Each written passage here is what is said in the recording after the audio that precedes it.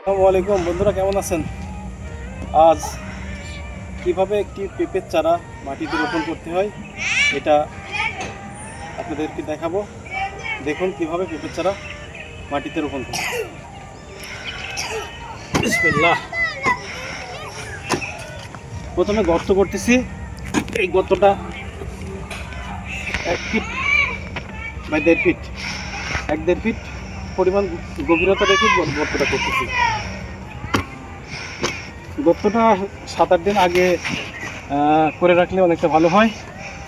তো করে ওর মধ্যে জৈব সার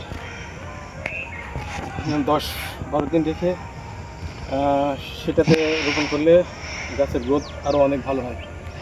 তো দেখুন আমি গর্ত করলাম, গর্তটা মাটিটা আবার দিয়ে বন্ধ করে দিচ্ছি।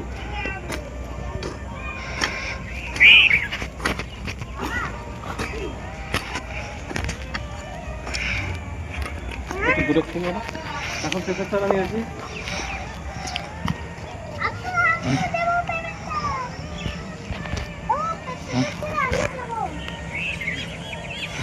এই যে পেঁপের চারা, বয়সী পেঁপের চারা, এটা 1 মাস এটার বয়স হয়েছে। এই পেঁপের চারাটা এখন আমরা এখানে রোপণ করব।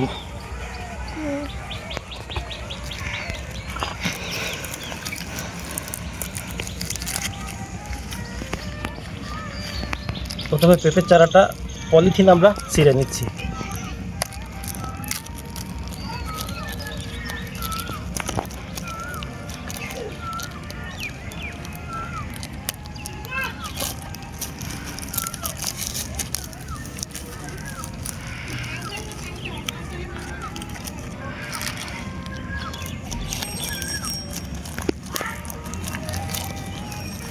বেলা ফেলে ভালো হতো। এই যে বন্ধুরা দেখুন, পলিথিনটা আমরা আলাদা করে ফেললাম। এখন এখানে মাটিতে, এই গোড়া পর্যন্ত মাটিতে আমরা রোপণ করব। হ্যালো,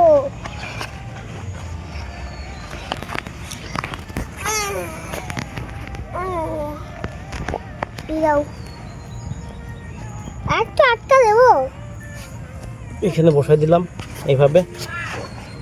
এবার মাটি দিয়ে, নরম মাটি দিয়ে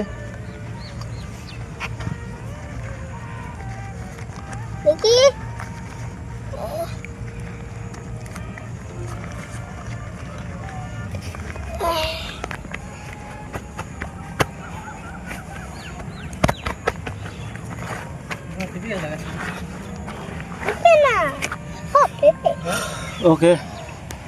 এই যে পেঁপে গাছটা, এখন আমরা এখানে একটু পানি দিয়ে দিব, মোটামুটি 2-1 দিন পানি দিয়ে দিব। এরপরে আর পানি দেওয়া লাগবে না, এইটুকুই। ওকে, ভালো থাকবেন।